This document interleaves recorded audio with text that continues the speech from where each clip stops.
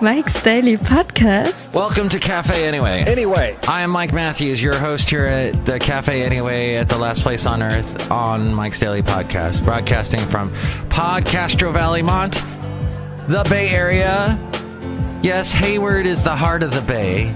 It's the name they give it, and I live next to Hayward, and I have issues with Hayward because they sent some guy over who, well, actually, I've been saying that. Mike's Daily Podcast. But it was the Alameda Community Project people that did it, so maybe it's Alameda County people that I have to be mad at. Mike's Daily Podcast. But they sent me a letter a couple weeks ago saying that I had to clean up my front lawn, and they only gave me 3 days to do it, and then I had to do it all by myself. And I said, I'm going to do this, so screw it. And then I was thinking later, hey, they probably wanted me to use one of their gardening people. I wonder if there were gardening people that they would promote that were like giving them a little kickback. It's all corrupt. Mike's Daily Podcast. But I love the Bay Area. Did I tell you that? Even though it's uber expensive and everybody's driving Ubers and Lyfts Mike's to try and make ends meet. Daily It's a wonderful place. Podcast. A pressure cooker of happiness. Yeah! Where you've got these tycoons running these high, big tech companies. And they have huge egos. So big, in fact, that they have lied to us. And the truth is coming out. It always comes out. You can fool some of the people some of the time. You can't fool all the people all the time. And there's a person walking in right now at Café Anyway, and I'm going to say hi to them today because it's a wonderful Friday. And a bunch of people liked my... Oh, I was about to say on Facebook, and that's what I'm talking about. Facebook issues. Let's say hi to someone who walked in. Hello, Mike Matthews. It's Jolly Stewart, gift shop supervisor. I don't like Facebook. I like Instagram. Same people. Look who else walked in. Oh, Mike, this is Floyd the Floor Man. And this is John Deere, the engineering. Yes, in fact, they are all owned by the same people. Twitter, however, is not owned by Facebook. Those are different people. Mm-hmm. Yes, Twitter. Which you can find me at Mike Talks on Twitter. I grabbed that Twitter handle back in 2009 because I thought, hey, it's simple. It says what I do. I can't use my name because some idiot took it. No one would find me because they'd probably misspell my last name anyway. I have 2 T's. 2 T's. And here's today's podcast picture. To tease or not to tease? That's a question. The podcast picture today is going to be fantastic. I'll tell you about it in a moment. Mark Zuckerberg Basil. Oh, we went to a field. And before I get to that, I went to a field yesterday. A field of dreams. Oh.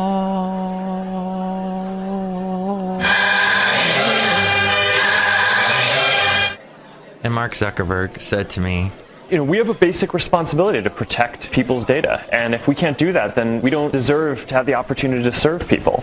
It was a field of dreams, as I say, 2 topics at the same time. Basil ran on this field of dreams. He was quite happy. When he is on grass, it's like he's a little puppy again. He can run and run around, and we ran back and forth. And it was dark. We were just seeing the ground by the light of the nearby school. A little bit of light was on, and it was just a fun evening, and I'll never forget it. It was wonderful. It made me want to sing a song about a baby shark. The new national anthem will be Baby Shark, do do do do do do, Grandma Shark, do do do do do, Evil Shark, do do do do do. No, make it stop. Back to the show. So Mark Zuckerberg apparently knew. So the latest. So I hate starting sentences with so. Because that's what Mark Zuckerberg does. We have a basic responsibility to protect people's data. And if we can't do that, then we don't deserve to have the opportunity to serve people. I chopped out the so. He probably started that sentence with so. So, an awesome Peter Gabriel album.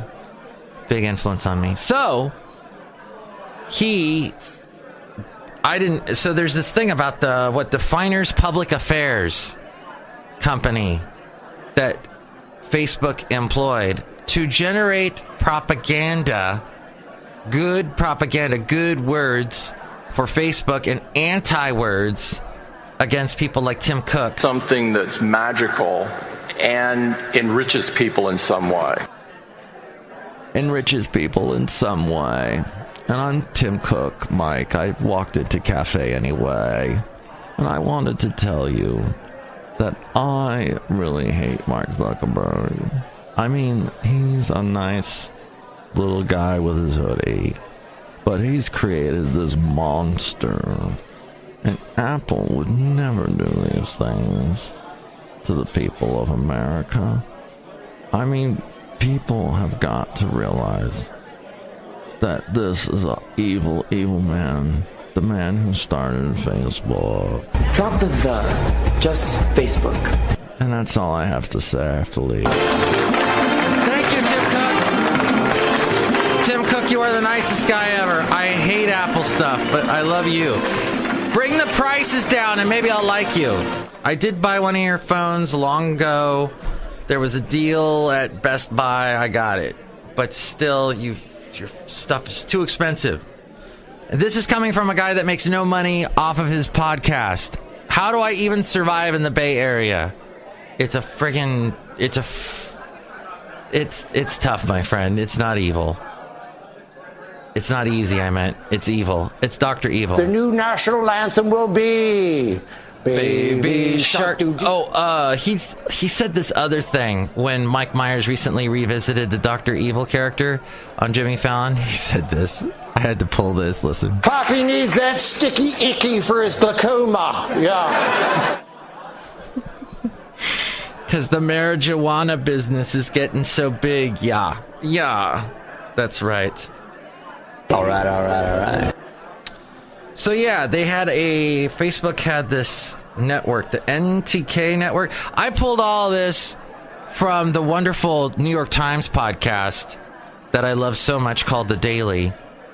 And let's see, I'm going to just show you. More and more Republicans in Congress saying it's a witch hunt. So now all of a sudden, Facebook is finding evidence that in fact it's not a witch hunt. And all that can do is throw them on the wrong side of power in Washington with a party that already thinks they're a bunch of liberals and hippies on the West Coast.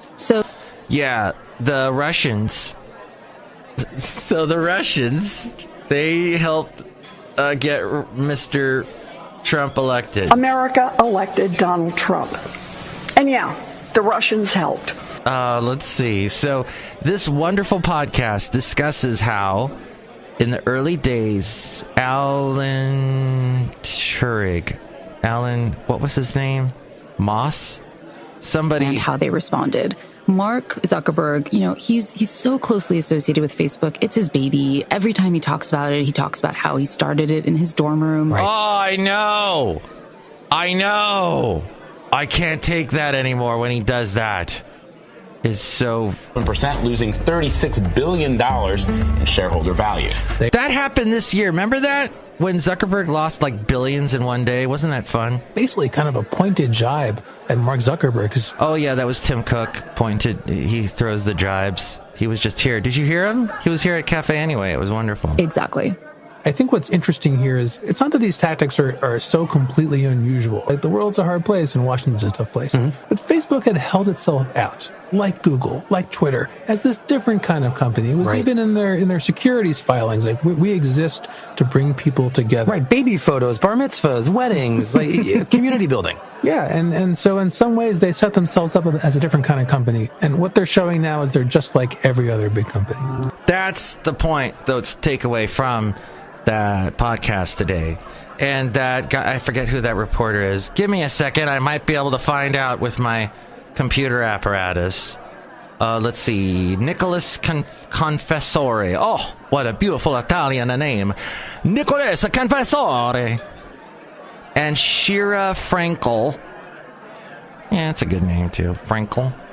I've never seen the last name Frankel. I've seen Franken, not Frankel. Interesting. I wonder what the genealogy, what the background is of that name. Anyway, those two reporters found out all this information, and they really dig into how Facebook hid all this information. They knew. Their head of security, was telling them, hey, we're seeing these Russian bots and stuff. They're like, shh, don't, not so loud. Russian bots, no, don't say trolls. Don't say troll farms. 2018, who would have thought we live in a world of troll farms? It's like we've gone back to the J.R.R. Tolkien era. We've gone back to, British countryside. Yes, my liege. Yes, my lord. Oh, there's a troll farm over there. Watch out, my lord. Excalibur. Pulling from the stand. And Mike does accents. So, here's what I wanted to say to you. And not say, the point is, because if I do that, I get one of these. I have said now for almost 10 years how much I hate Facebook. Even though I use Facebook and I'm on Facebook, facebook.com/Mike Talks, just like with the Twitter. I know it is a necessary evil for someone trying to promote his own thing. My thing being Mike's Daily Podcast, mikesdailypodcast.com. You can go and help out the show and be part of the show and see all the past podcast pictures. And I'm getting to the podcast picture. Leave me alone. I'm getting to it. Holy crap. It's like a pressure cooker in here. And the thing is, Facebook is, though, used wrongly by people who go on it, and they're posting and they're loving Facebook. And I remember after seeing Social Network, I posted on Facebook, wow, I don't think I agree with everything that Mark Zuckerberg did on his way to the top. And somebody immediately defended him. Like they were employed by Mark Zuckerberg himself, but they were just some person out in Ventura somewhere that I went to high school with. And she defends Mark Zuckerberg and says, no, you don't understand. He's done a lot. I'm very impressed by him. He's best. And, didn't even, just defended him. And I'm like, okay, I guess Facebook's here to stay because apparently Mark Zuckerberg cannot do any wrong. And he's going to be around a long time. So people were buying stock in the company, and the stock has been going down quite a bit this year. It has not been a good year. And my point is that I don't have a podcast picture. I'll get to that in a minute. But the other thing was about the town of Paradise and the people missing. They don't know the whereabouts. Jumped up to like 600 last night. The death toll went up to, I think, 60. And I might have my numbers wrong. And then also the whole that some people actually fled the fire and didn't contact anyone. Which I don't know if that's a California thing, because they were talking about on NPR how somebody drove from Paradise all the way to San Francisco to stay with a friend there and didn't think to call anybody back in the Paradise area. So I don't know if it was a huge fire. It just happened basically within the past week, and it caused such confusion. I mean, it's just like as big as like a bomb going off, and you can imagine that people just don't quite. They're still confused and muddled and can't quite get back to. But you would think, though, with all the publicity, and if they would have just sat down and watched the news or something, that wait. People are trying to check in on me. I should get back to it. So, but hopefully, that is basically the show today. I wanted to tell you about how I feel. Oh, they also brought up on this Facebook thing, the Upton Sinclair, the author that exposed. Like, they're having an Upton Sinclair moment where now we're getting to see behind the scenes of Facebook, this company that grew so fast. And when people see what they do to try and stay at the top, they're not going to like it. I mean, I'm not going to convince you. If you love Facebook, you're with Facebook. You're never going to leave. I understand. And I'm with Facebook because I use it to promote my show. At any rate, there was this other guy that does a conservative talk show, and he said some things about the recount in Florida. And let me see if I can find it. Go-to shirt, untuck it. Untuck your shirt. Yeah, this is the guy that swallows his lip. Show in the Relief Factor. Oh, Relief Factor. This is the old man's network, Relief Factor Studio. Because you're always in pain and you need to take this medicine, snake oil. We're in this caravan. I cannot be the only person with this observation. And my observation is every time they show video of the people in this caravan, I never see elderly people or women and children. All I see are 20-something-year-old men. Okay, I wasn't even going to talk about that, but yeah. That's how come there's no old people walking thousands and thousands of miles? You would think there'd be old people. The other thing is going on with this recount. I wanted to talk about that and Florida and an issue that's becoming more and more prevalent, and that is the signature matching. They have to match the signature to make sure between, what you have like on the back of your driver's license and what you wrote on your ballot. And if they don't match, voila, the ballot is discarded. And so this happens mostly with younger people. And they brought up the point on NPR this morning. I know, liberal leaning, but is it as conservative leaning as like an idiot that swallows his lip? You're not going to see discounts this big again all year. They're just telling you these, spouting off these. Okay. Michelin Premium Wiper Blade. Where is it? Where is it? He said the thing. November 22nd. No, that's not it. Here it is. These dueling lawsuits. Bill Nelson suing. Rick Scott suing. They run to the courts to try to figure out a way to right this wrong. Here's Pam Bondi last night on Fox News. Video and audio courtesy of Grabian. Cut 3. I laid out in my letter why we do believe there's plenty of reasonable suspicion for criminal activity, and that investigation will continue. This guy, this conservative talk show host, believes that Democrats, whenever there's a recount, Democrats benefit from it. And then, of course, you go 2000, the Democrats benefited from that. There was a Republican president for the next 8 years.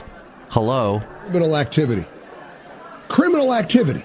You understand, laws are being broken here in Florida every day. I've been talking to people here in the Tampa Bay. How do you know that, MG? How do you freaking know that? He acts like he knows that all the laws are being broken. And when you present that in the equation, you only make things worse. It's like he says he's a patriot, and all he's doing is stirring up the pot to the fact that democracy falls apart with this vitriol goes nowhere that he's spouting. I hate that. Okay, back to the signature thing, however. They are trying to, in Florida, match the signatures and make sure that... people that get thrown out, their ballots that get thrown out, are the millennials. And it sucks. So young voters that are trying to go vote, who people like me have been screaming his heads off, trying to tell them, you've got to vote. And a lot of them don't, despite what I beg, I plead with them to vote. And they still don't go vote. And then they vent about it on Facebook. Why didn't I vote? I hate the fact that there's this orange guy in office, blah, blah, blah. But and yet their votes aren't getting counted because the signatures change, remember? I remember I drew my M a different way in my signature in like the early days of college. By the end of college, I was doing it a completely different way. And it's such the difference. Anyway, that's a big thing. And NPR did a little bit of an investigation about it. But this guy, he irritates the crap out of me. People are saying, this is what we do. This happens all the time. They don't obey the laws here. They cheat. No, they don't say that. Stop it. He's only saying that to make the Republican fan base that he's got, to placate to them. He's just so... I'm not saying who he is. I'm not going to say his name, but he is nationally known, and he's quite popular, and I've met him. He's a decent guy. He wanted me to go out and get us all Egg McMuffins, I think with my own money, when he was here broadcasting. But it just, that is so, you know, you've got a very, you're a popular guy. Maybe this is why you're popular, is because you placate to this lowest common denominator idiocy, when any rational person on either side of the political spectrum would say, wait a minute, you can't go saying that. You can't go undermining what makes democracy an election. You're basically saying don't go out and vote in Florida. What do the Floridians think about what you're saying? As we go outside of Café Anyway, where we bring you Mike's Daily Podcast, somewhere in Podcaster Valley. I'm going to tell you what the podcast picture is post-show, but I would like to tell you to have a great weekend. This is the last week of my 40s. I can't believe my 40s are going to disappear by next Thursday. So, with that being said, my 40s were an interesting time. I didn't get married in my 40s, but I got divorced in my 40s. I went through a very dark time in my 40s, I'll be honest with you. I went through a time where I felt like a hermit. I felt like on the outside of society. I felt, just, you know, no one cared. I felt that way. And I know a lot of people who get in their 40s, that is definitely a feeling you get. I mean, you can get that in any age, in any decade. And to that, I say, you are important. And there are people that love you. And I know that's a cliche, but it's true. Someone loves you. And I know people don't really show it. And they get wrapped up in their worlds and their lives and things that are important to them. But you are loved, and I know that's a cliche, and that churches say that, but it's true. And I'm not going to say Jesus loves you and all that, which is, he probably does. But the thing is, you are loved by someone. And don't go through life. Don't go through that dark period. There is light at the end of the tunnel. There is. And I know I know this is implied, but death is not the answer. And you've got to be strong. And there are good things around the bend. There are.